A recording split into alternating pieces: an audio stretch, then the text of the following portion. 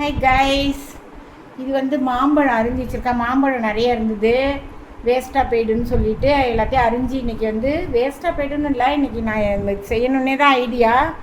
இது வந்து மாம்பழத்தில் ரோல் பண்ணுவாங்க இல்லையா, மாம்பழம் டாப்பி ரோல், அது பண்ணலாம் அப்படின்ட்டு. மாங்காய் ஜெல்லி ரோல் செய்வோன்னு, மேங்கோ ஜெல்லி ரோல் செய்வோன்னு மாம்பழம் எல்லாம் கட் பண்ணி வச்சுருக்கேன். வந்து நாட்டு சக்கரை கொஞ்சம் வச்சுருக்கேன், நாட்டு சக்கரை சரி ஜீனி வச்சுருக்கேன் கொஞ்சம். பாருங்க, நாட்டு சக்கரை கொஞ்சம் வச்சுருக்கேன், ரெண்டு கலந்து போட்டுக்கலான்னு இது போட்டுக்கேன். இது வந்து மாம்பழம் வந்து ஒரு இது அரைச்சிக்கிறேன். இது ஸ்வீட்டு நம்ம இஷ்டம்தான் போட்டுக்கிறது. இதில் வந்து இதை உங்களுக்கு நான் இப்போ காமிக்கிறேன், செய்கிறது காமிக்கிறேன்.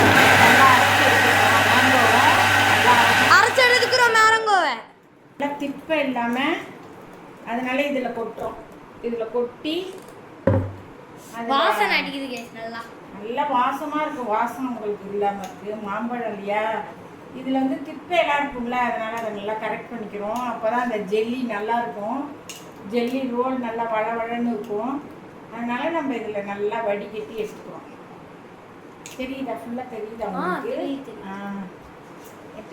கீழே இறக்கிட்டா போதும். ஓகே, நல்லாவே தெரியும். இதை நல்லா எடுத்துக்கிறோம். அரைச்சி நல்லா சலிச்சு வச்சுருக்கேன். அந்த சின்ன சின்ன திப்பையெல்லாம் எடுத்துட்டு அதை வச்சுருக்கேன். இப்போ வந்து இதில் ஒரு கப்பு நாட்டு சக்கரை போட்டுக்கிறோம். பார்த்துங்க, அதாவது சக்கரை வந்து ஒரு அளவுன்னு கிடையாது. இனிப்பாக உள்ள மாம்பழமாக இருந்தால் கம்மியாக போட்டுக்கலாம். உங்களுக்கு ஸ்வீட் நல்லா பிடிக்கும் அப்படின்னா நிறையா போட்டுக்கலாம். நான் நாட்டு சக்கரை மட்டும் போல் நாட்டு சக்கரை ஒரு கப்பு போட்டுக்கிறேன். ஒரு கப்பு இல்லை, ஒரு குண்டா. இந்த கப்பு பெரிய கப்பாக இருக்கும், நல்லா வச்சுக்கிறேன். இது கப்பு மாதிரி தான் இருக்கும். என்னென்னா சொல்கிறேன், ஒரு கப்பு சக்கரை போட்டுக்கிறேன், ஜீனி போட்டுக்கிறேன். கொஞ்சம் ஸ்வீட்டு பிடிக்கும், அதனால் போட்டுக்கிறேன்.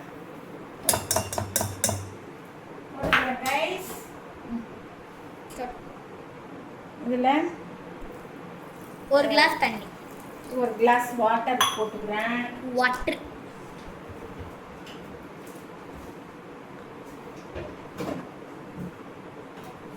ஒரு கிளாஸ் வாட்டர் போட்டுக்கேன். ஒரு ஸ்பூன், இதான் மெயின், ஒரு ஸ்பூன் மிளகாய் பொடி போட்டுக்கிறேன், தனி மிளகாய் பொடி. இது வந்து நமக்கு காரமும் இருந்தால் தான் நல்லாயிருக்கும், அதனால போட்டுக்கிறேன். கொஞ்சமாக ஸ்வீட்டை எடுத்து கொடுக்க உப்பு போட்டுக்கிறேன். அப்படியே ஆன் பண்ணிக்கிறேன். ஆன் பண்ணிட்டு நம்ம நல்லா இந்த சக்கரை இதை கிளறும். நான் இது சும்மா செஞ்சு வச்சுருவேன், வருஷத்துக்கு வருஷம் நிறைய பாட்டிலில் போட்டு வச்சுருவேன், பிள்ளைங்க எடுத்து சாப்பிடுவாங்க. இந்த மிளகாத்தூள் தான் இதில் ஹைலைட்ஸு, மிளகாத்தூள் ஹைலைட்ஸ் இது உங்களுக்கு. இதை நம்ம இது பண்ணிகிட்ருக்கோம். இது நம்ம போட்ட மிளகாத்தூள், நாட்டு சக்கரை, உப்பு, ஜீனி. இது பிகினர்ஸ் கூட செய்யலாம், ஆனால் அது பார்க்கும்போது நமக்கு பயமாக இருக்கும். நீங்கள் பயப்பட வேண்டியதில்லை. ரொம்ப இதுதான், இந்த பதமும் கிடையாது, பாகு பதம்லாம் கிடையாது. நல்லா சக்கரை தண்ணி இல்லாமல் கொதிக்க வேண்டியது தான். கொஞ்சம் நம்ம பழம்லாம் போட்டு தண்ணி இருந்துச்சுன்னா நம்ம இன்னும் கொஞ்சம் நாளைக்கு போட்டு காய்ச்சினோம்னா சரியாயிடும். ரொம்ப தண்ணியாக இல்லாமல் ஓரளவு. இது வந்து நான் சக்கரை வந்து பதம் கிடையாது, பாகு கிடையாது. சொல்லிடுமா? மினிட்ஸ் எல்லாம் தெரியாது. இப்போ ஒரு கொதிச்சுட்டு நம்ம வெல்லம் போட்டுக்கிறதுனால நம்ம இதை வந்து கொஞ்சம் வடிகட்டிப்போம் தண்ணியாக இருக்கும் போதே. என்ன மண்ணுன்னு இருக்கும், அது அப்புறம் அந்த டேஸ்ட்டை குறைச்சிடும். பார்த்தீங்களா, மண் இருக்குது பாருங்க, தெரியுதா?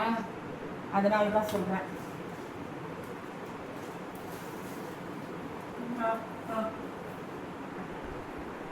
இதில் கொட்டிப்போம், வடிகட்டினது. வடிகட்டாமே செய்யலாம், அது சர்க்கரையில் ஏதாவது மண் இருக்கும், நம்ம சாப்பிடும்போது அந்த மண் வந்து நரன்னா நல்லா இருக்காது சாப்பிட்றதுக்கு. அதனால் நம்ம வடிகட்டிக்கிட்டால் நல்லது.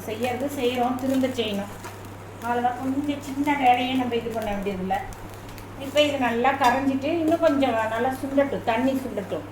ரொம்பையும் கம்பி பாதெல்லாம் செஞ்சிட்டோம்னா அது சாஃப்டாக இருக்காது, கட்டிங்கிட்டியமாக போயிடும்.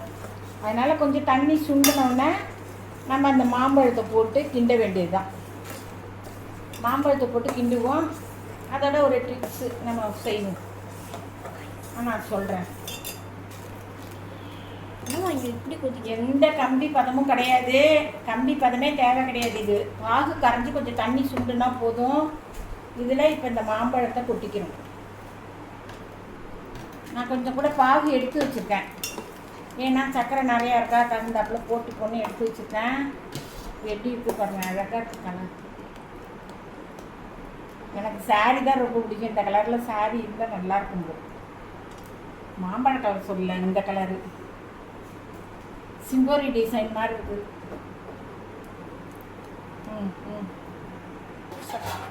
மம்மி இந்த மேக்ஸ் போடுறது நம்ம கூகுள்லாம் தெரியும்ல, அதுக்கு தேவையே இல்லை. ஏன்னா அது சவுண்டே கொடுத்தாங்கல்ல, ஃபுல் எல்லா ஆக்டிவும் அதெல்லாம் நடக்க வச்சிருக்காங்க. 2 பிளேட்டில் எண்ணெய் தடவி வச்சுருக்கேன். ஓடு ஓடு ஓடு. பாருங்க, இதான் பதம். இப்போ எடுக்கும் பொழுது இந்த இதில் வடியக்கூடாது, வடிஞ்சிடக்கூடாது. அதுதான் பதம். இதான் பதம். இதெல்லாம் இப்போ ஊற்றுறோம். ரொம்ப மொத்தமாக ஊற்றினா சாப்பிட நல்லா இருக்காது, அதனால 2 பிளேட்டில் ஊற்றுறேன். ஊற்றிடுறோம். ஆனால் இது வந்து 2 வீடியோவை தான் போட முடியும், ஏன்னா இது 2 நாள் ஆகும் வெயிலில் காய வைக்கணும். இப்போ போட்டுட்டோம். இதில் எந்த இதுவும் இருக்காது. தண்ணி கட்டி விட்டுட்டோம்னா மட்டனாக இதை மட்டன் பண்ண வேண்டியதில்லை. ரொம்ப திக்காக இருந்துச்சுன்னா மட்டன் பண்ணணும். இது இப்போ இதோட முடிச்சுக்கிறேன். இது நல்லா 2 நாள் காய விட்டு அடுத்த வீடியோ போடுறேன். பாய் பாய். இந்த ரோல் பண்ணிட்டேன் பார்த்தீங்களா, அந்த மேங்கோ இது ரோல் பண்ணிட்டேன். இதை ஃபுல் வீடியோவே போட்டுடுறேன். மாம்பழம் அரைச்சி போட்டது ஃபுல் வீடியோ போட்டுடுறேன். பாருங்கள் எப்படி இருந்திருக்கு பாருங்கள். இது வீணாகவே போகாது, நம்ம வச்சிடலாம். அது பாருங்கள், லைட்டாக எண்ணெய் தடவுனதை கூட தள்ளிடுச்சு. No oil. நல்லாயிருக்கு. இது போல் பீஸாவும் நீங்கள் வச்சு ஒரு பாட்டிலில் போட்டு வச்சிடலாம், பிள்ளைங்க சாப்பிடுவாங்க. எப்படி இருக்குது பார்த்தீங்களா, நாட்டு சர்க்கரையும் ஜீனியும். Okay, bye bye.